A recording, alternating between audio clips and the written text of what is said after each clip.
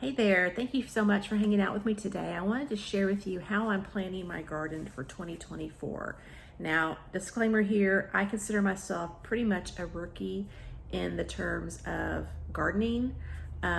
This is really my third intentional year of gardening, and this year I'm using seeds. So what I did first is I went ahead and purchased some seeds from different places. My local grocery, my local nursery had some botanical interest. I got a couple packs from there. The majority of them came from My Gardener, I think is how you say it.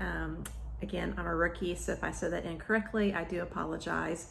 And then I got one free seed packet with my green stalk that my husband purchased for me for Christmas. So what I do, and I have been doing each and every year, is I went ahead and just got me a notebook from Walmart. And in the past years, I have labeled each month and the harvest that I got from each one, whether I added some fertilizer, if I pruned something back, kind of my dimensions of the pots that I use, because I do everything in containers. And that was very effective, and I was able to see how much I actually grew for that entire year. And if you're interested in that, I'll pop a video down in the description below. Kind of gives you a synopsis of how productive my garden was in 2023. So what I first did is, because I'm planting seeds, I'm going to do direct sow. I told myself I would never buy seeds, and here I am. And I'm telling myself I'm not going to get those little grow lights, but you know how that goes. So what I did is I determined I'm in zone 9A. They rezoned where I live recently. And so I determined what my last frost date, and that is considered March the 19th in my area. And then I went back, what is 6 weeks before that last frost date, what's 4 weeks, what's 2 weeks after that frost date, and what's 4 weeks after that frost date. And I wrote it in my notebook here. The reason why I did that is, as I was perusing my seed packets, I noticed that many of them were suggesting different direct sow dates based on these numbers of the weeks. And so I went ahead and calculated that way. As I'm looking at my seed packets, I will know when to direct sow those particular seeds. And then I began thinking about my garden areas. I'm going to expand it a little bit this year.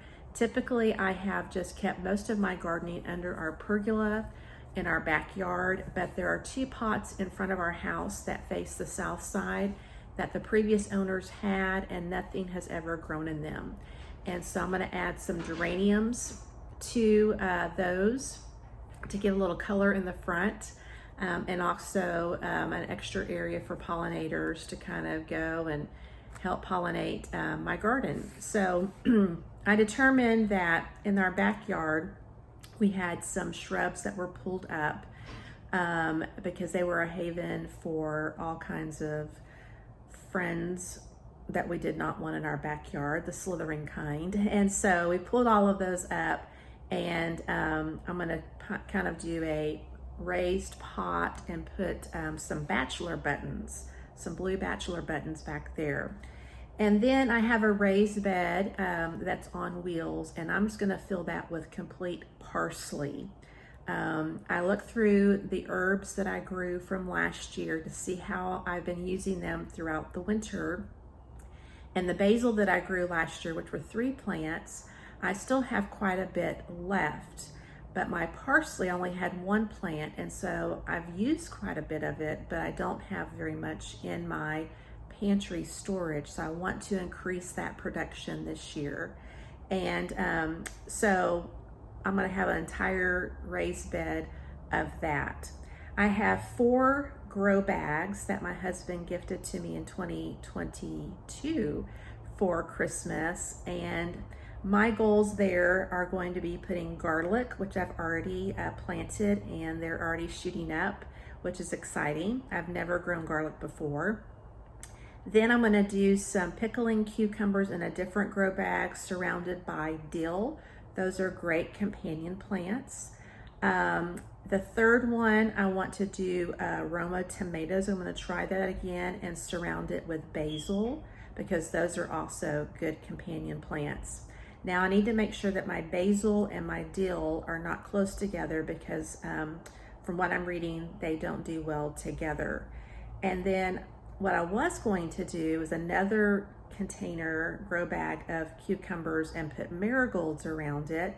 But in my enthusiasm, I'm wanting to garden quickly, I this morning put carrots in that one. So I do have some extra containers that I probably could do another cucumber and put the marigolds around that. So then I really began strategically thinking through my 5 tiers of the green stalk. This is my first year ever to do that.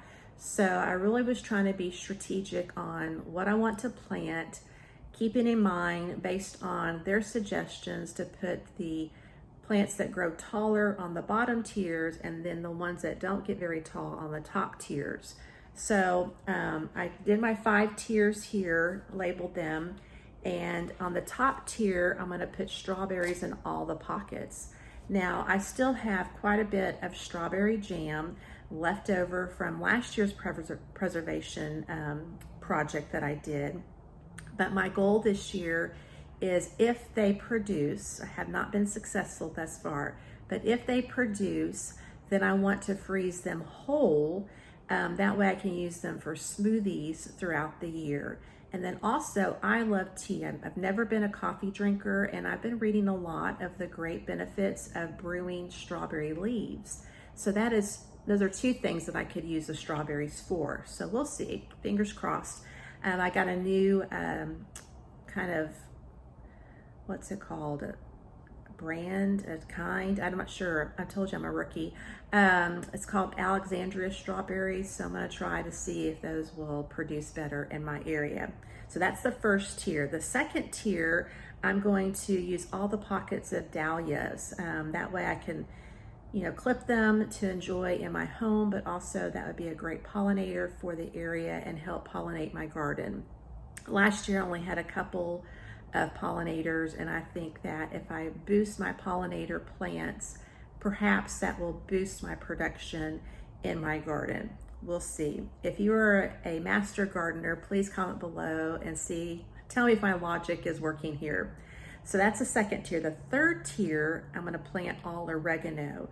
That's another spice that I used, and I only had 1 plant of that last year, and I've used quite a bit of it already in the winter. So I wanna boost that production to dehydrate and use in my cooking throughout the winter, fall and winter.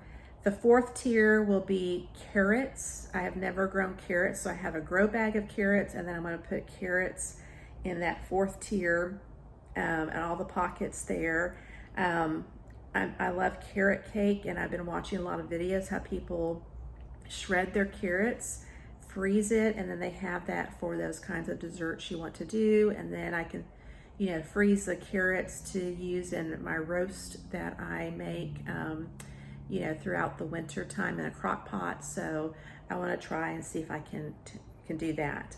And then the 5th tier, the bottom tier of my green stalk, I want to plant lavender in 2 of the pockets and chamomile in 3 of the pockets. So that's gonna be part of my tea garden. I've been buying tea bags, chamomile tea bags that I, sip on right before I go to bed to kind of help relax me. And 3 years ago, I actually grew a little bit of chamomile, but really didn't know what I was doing. And so now that I've learned more, I want to try that again, as well as lavender to be able to infuse in my teas.